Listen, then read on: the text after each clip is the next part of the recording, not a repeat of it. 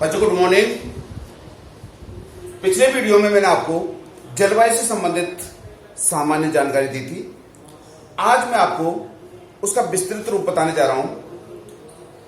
बच्चों, जलवायु मानव जीवन में क्या प्रभाव डालती है और उसके क्या क्या वनस्पति और वन्य जीव वनस्पति क्या प्रभाव पड़ते हैं। बच्चों, भारत की जलवायु के बारे में आज आपको बताना चाहूंगा। मैं आपको भारत की जलवायु को मानसूनी जलवायु कहा जाता है। अत्यधिक विस्तार एवं भू आकारों की भिन्नता के कारण हमारे देश के विभिन्न भागों में जलवायु संबंधी विविधताएं पाई जाती हैं, किंतु मानसूनी प्रभाव के कारण देश की जलवायु संबंधी विविधताओं में भी एकता दृष्टिगोचर होती है। इसी कारण भारत की जलवायु को मानसूनी जलवायु कहा जाता है। बच्चों, भारत की जलवायु को अनेक भौगोलिक कारक प्रभावित करते हैं। हमारे देश की जलवायु को भली बात समझने के लिए इन सभी कारकों का अध्ययन आवश्यक है, जिनमें प्रमुख है अक्षांश, समुद्र तल से दूरी, समुद्र तल से ऊंचाई, पर्वतों की स्थिति, पर्वतों की दिशा। बच्चों, पहला पॉइंट जो लिया है मैंने आपको, अक्षांश। अक्षांश मतलब हमारी भूमध्य रेखा से दूरी निर्धारित होती है। भूमध्य रेखा से या 0 डिग्री अक्षांश रेखा से 90 अक्षांश रेखाएं उत्तर में होती हैं और 90 अक्षांश रेखाएं दक्षिण में होती हैं। बच्चे, ये जो अक्षांश है या भूमध्य रेखा से दूरी, यह तापमान को प्रभावित करने वाला आधारभूत कारक है। बढ़ते हुए अक्षांश के साथ जैसे जैसे हम उच्च अक्षांशों की तरफ जाते हैं, तापमान में कमी आती जाती है, क्योंकि सूर्य की किरणों का तिरछापन बढ़ता जाता है। जैसे जैसे ऊंचाई पर चलेंगे तो तिरछी होती जाती है। इससे सौर ताप की मात्रा प्रभावित होती है। इसी कारण हिमालय के दक्षिणी ढालों पर हिमरेखा की ऊंचाई अधिक है, किंतु तिब्बत की ओर अर्थात उत्तरी ढालों पर इसकी ऊंचाई कम है। कर्क रेखा भारत के लगभग मध्य से गुजरती है, अतः उत्तरी भारत शीतोष्ण प्रदेश में तथा दक्षिणी भारत उष्ण प्रदेश में सम्मिलित किया जाता है। बच्चों, दूसरा पॉइंट है समुद्र तल से दूरी। यह आप भी जानते हो, जब जलीय क्षेत्र और स्थल क्षेत्र में अंतर पाया जाता है, तापांतर अधिक पाया जाता है। जहां जलीय क्षेत्र होंगे वहां तापांतर कम पाया जाएगा और जहां स्थलीय क्षेत्र होंगे वहां तापांतर अधिक पाया जाता है, क्योंकि जल देर से गर्म होता है और देर से ठंडा होता है, जबकि स्थल भाग शीघ्र गर्म होता है जल की तुलना में और शीघ्र ठंडा होता है, इसलिए वहां पर तापांतर अधिक पाया जाता है। दूसरा पॉइंट था आपका समुद्र से दूरी। समुद्र का नम एवं सम प्रभाव पड़ता है, अर्थात जलीय क्षेत्रों में। इसलिए समुद्र तट पर स्थित नगरों में तापांतर प्रति 100 मीटर की तापांतर अति न्यून रहता है तथा जलवायु नम रहती है।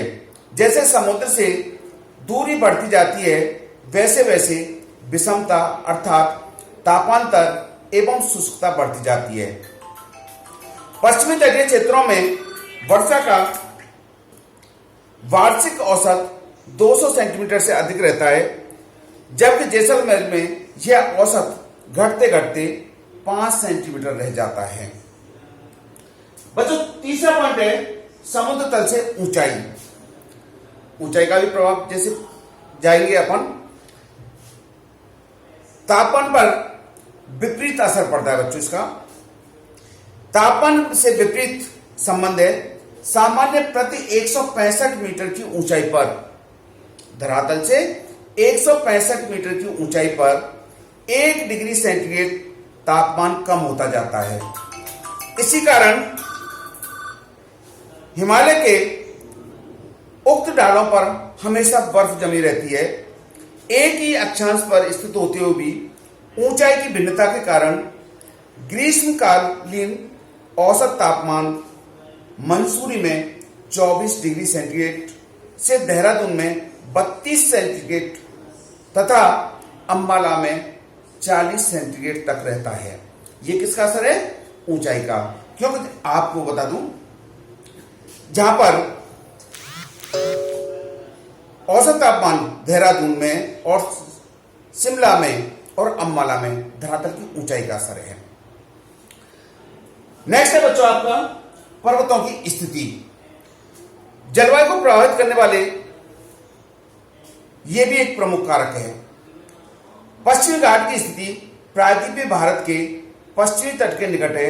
इस कारण दक्षिण पश्चिमी मानसून से इनके पश्चिमी ढालों पर प्रचुर वर्षा होती है या अधिक वर्षा होती है, जबकि इसके विपरीत ढाल एवं प्रायद्वीपीय पठार दक्षिणी पश्चिमी मानसून के वृष्टि छाया प्रदेश में आते हैं। इसके बाद आते बच्चों पर्वतों की दिशा। पर्वतों की दिशा हिमालय पर्वत की स्थिति व दिशा के कारण ही भारत की जलवायु मानसूनी जलवायु है या सौम्य है। हिमालय साइबेरिया से आने वाली ठंडी पवनों से हमारी और हमारे देश की रक्षा करता है। साथ ही ग्रीष्मकालीन मानसून को रोककर भारत में वर्षा करने के लिए बाध्य करते हैं। पश्चिमी राजस्थान में शुष्कता का एक कारण यह भी है कि अरावली श्रेणी की दिशा दक्षिण पश्चिमी मानसून के समानांतर है, अतः यह पवनों के मार्ग में अवरोध उपस्थित नहीं करती है। वैसे बच्चों अगला पॉइंट, पवनों की दिशा भी मानसून को प्रभावित करती है या जलवायु को प्रभावित करती है। पवनें अपने उत्पत्ति के स्थान एवं मार्ग के गुण लाती है। जैसे क्षेत्र से गुजरेंगी वैसी पवनें होंगी। अगर शुष्क क्षेत्र से गुजर रही है तो पवनें शुष्क होंगी, अगर वो आर्द्र से या जलीय क्षेत्र से गुजर रही है तो वो नमी युक्त होंगी। उसी तरह ग्रीष्मकालीन मानसून हिंद महासागर से चलने के कारण उष्ण व आर्द्र होते हैं, अतः वर्षा करते हैं। वहीं शरतकालीन मानसून स्थलीय व शीत क्षेत्रों से चलते हैं, अतः सामान्यतः शीत व शुष्कता लाते हैं। नेक्स्ट पॉइंट एक और है बच्चों, उच्च स्तरीय वायु संचरण। नवीनतम शोध के अनुसार उच्च स्तरीय वायु संचरण का मानसून से गहरा संबंध है। भारत की जलवायु मानसून होने से काफी हद तक क्षोभ मंडल की गतिविधियों से प्रभावित होती है।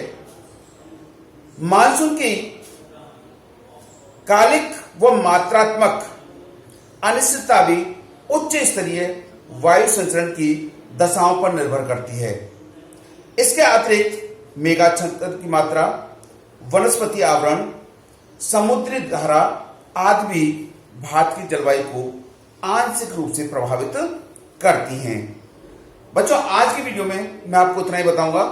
अगले वीडियो में जलवायु की परिस्थितियों से संबंधित आपको समझाने का प्रयास करूंगा या पढ़ाऊंगा। आप भी अपनी बुक्स में लेकर रहें और जो लाइव क्लास हो यानी फ्राइडे को आप इसमें अपनी समस्याएं मेरे से लाइव क्लास में पूछ सकते हैं। ठीक है, आज के लिए धन्यवाद।